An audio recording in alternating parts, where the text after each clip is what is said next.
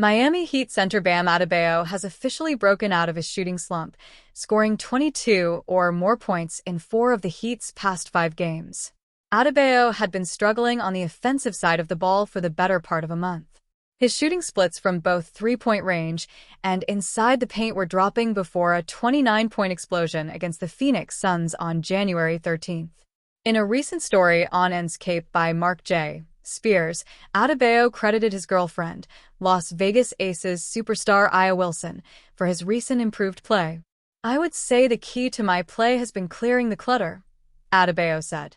"Just keeping my same mentality and just focusing on me. Everyone knows who my significant other is. When you go through a lot of things, it's honestly one of the best things when you can relate to whatever she's going through and also whatever you're going through. Most significant others that guys talk to either didn't play, they're just new to this and they don't fully understand this," he continued. "But to have someone who fully 100% understands what you're going through is a blessing. Also, it helps having people around me that allow me to get things off my chest." Adebayo and Wilson have been dating since 2021, before going public with their relationship in 2025. This isn't the first time one of them has credited the other for improved play. In an interview with Time magazine, Wilson mentioned how she and Adebayo train together frequently. The article says, "The 6 feet, 9 inches. Big man serves as her defensive foil in workouts, forcing Wilson to take more difficult shots than she ever would against smaller WNBA competition." The Miami Heat center Bam Adebayo is having a career-best stretch from 3. One of the reasons that Bam Adebayo has been scoring over the past 5 games at a higher rate is because of his three-point shooting. Adebayo has arguably been the Heat's best three-point scorer since the team's matchup against the Phoenix Suns. He's hit at least 3 three-pointers in 4 of the team's last 5 games and 4 3-points in 3 games. On January 17th, against the Oklahoma City Thunder, Adebayo made a career-high 6 threes. Against the Sacramento Kings on January 20th, Adebayo finished 4-5 from 3. He has this versatility that is so uncommon. He can impact the game however his offense is going, Miami Heat head coach Erik Spoelstra said. Tonight, he was decisive on his catches, and he shot the ball great. In January, Adebayo is shooting 45.7% from 3. For the season, he is shooting a career-high 35.9% on a career-high 4.3 attempts per game. Can the Miami Heat ride Bam Adebayo's momentum into a winning streak? Coming off a 130-117 win against the Sacramento Kings, the Miami Heat are looking to build momentum in the second half of the season and avoid yet another play-in tournament appearance. The team is on a West Coast trip, which started with a loss against the Golden State Warriors before rebounding with a win against the Kings. The team still plays the Portland Trail Blazers, the Utah Jazz, and the Phoenix Suns before they head back to the Kaseya Center. The Heat are currently 23-21 and in 8th place in the Eastern Conference. They are 1 game back from the 6th place Orlando Magic. It's been 4 NBA seasons now for Miami Heat 2022 first-round pick Nikola Jovic, and in that time it's mostly been 1 step forward and 2 steps back. Any time that Jovic appears to show some promise, his defensive deficiencies shine through. He is demoted from the starting lineup or from the rotation altogether, and he doesn't show enough determination to fight his way back in. Jovic should be blossoming now at age 22, but instead, he is in the midst of his worst NBA season, 8.1 points, 37.1% shooting, 28.5% three-point shooting, and it's fair to wonder whether he has a real future in the league, or at least with Erik Spoelstra and the Heat. Because Spoelstra, for one, seems to be very down on the prospect of finding a consistent spot for Jovic. Jovic played just .354 in the opener of the Heat's 4-game road trip against the Warriors, but with the injury to Kel'el Ware, he has been called on to play bigger minutes. He played a little more than 36 minutes in the Heat's last 2 games. The results: 13 points in total and 10 rebounds, with a miserable 26.3% shooting mark. Nikola Jovic struggling with his shooting as Miami Heat slide. Of special concern is that Jovic was only 3 for 12 from the three-point line, and if there is an advantage the Heat should have when Jovic is on the floor, it's that he's a stretch big guy. But his shooting has been way off this season, after he made 39.9% of his threes in his second season and 37.1% last year. When he plays at the 5, it opens things up for us, Spoelstra said via the Sun Sentinel. I mean, all of his shots were basically wide open. We want him to play with assertiveness, with confidence. He's so important to what we do. And this is part of being a professional basketball player. The Heat have mostly used Jovic at power forward during his career, but with a team lacking a true backup for Bam Adebayo, whereas the number 2 center at this point, Jovic has gotten more minutes there than in the past.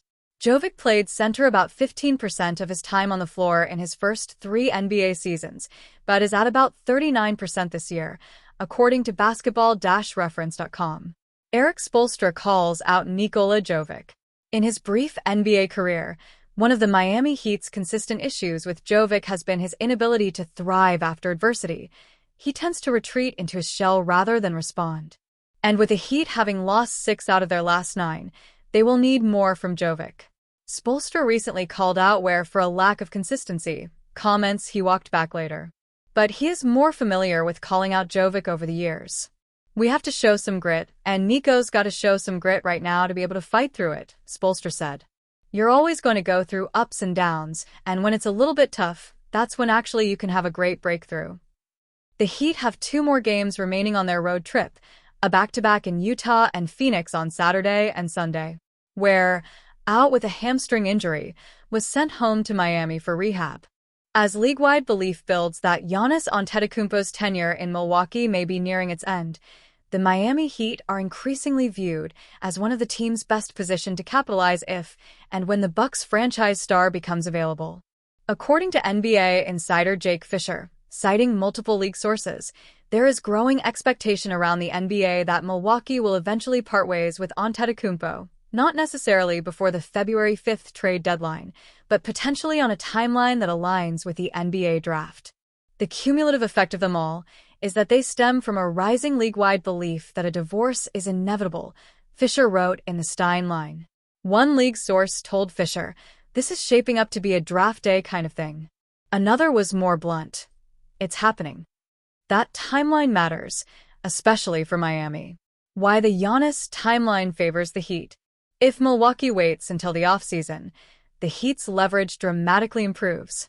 If the Bucks hold off until the offseason, Fisher noted, teams such as Miami and the Los Angeles Lakers would have access to more tradable future first-round picks than those teams can put on the table between now and the February 5th trade buzzer. By draft night, Miami could legally trade up to 3 first-round picks, giving them a significant edge over many in-season bidders. More importantly, the Heat can construct a competitive package without gutting their roster, using a combination of picks and young talent. A deal could be built around Milwaukee native Tyler Herro, young center Kel'el Ware, and additional rotation pieces, while preserving Miami's core identity. Hometown kid in Herro, Ware, Jamie, draft picks, Fisher previously said. The Heat have been withholding their full offer they could have used for Dame, KD, knowing someone such as Giannis could reach the market. Miami's long-term strategy comes into focus. Around the league, Miami's recent restraint has not gone unnoticed. The Heat were notably conservative during past pursuits of Damian Lillard and Kevin Durant, a pattern rival executives have interpreted not as passivity, but intentional asset preservation. Fisher has repeatedly noted that Miami was believed to be saving its best offers for a younger, franchise-altering superstar. Antetokounmpo fits that profile almost perfectly. Despite never bottoming out, Miami has quietly maintained flexibility, developed young contributors, and stayed competitive, all while keeping its powder dry. Heat pass on Morant as signal grows louder. Recent reporting has only strengthened that perception. According to Anthony Chang of the Miami Herald, the Heat are not inclined to spend draft capital on Memphis Grizzlies guard Ja Morant, despite league buzz linking the sides. Inside NBA circles, that decision has been read as another indication that Miami is protecting its assets for a bigger swing, not settling for incremental upgrades. Why Miami appeals to Giannis. Miami's appeal to Antetokounmpo goes beyond assets. The Athletic's Sam Amick reported in December that the Heat hold real resonance for the two-time MVP because of their championship culture under Pat Riley and Eric Spoelstra, along with their reputation for maximizing star talent. Miami, to me, is pretty interesting, Amick said on FanDuel TV's Run It Back. He respects the structure, the competitiveness, and how they do things. While the New York Knicks are still viewed as Antetokounmpo's preferred destination, Amick noted that Miami could quickly rise to the forefront if New York proves difficult to execute. Miami is a great fit if the Knicks thing isn't there, Amick said.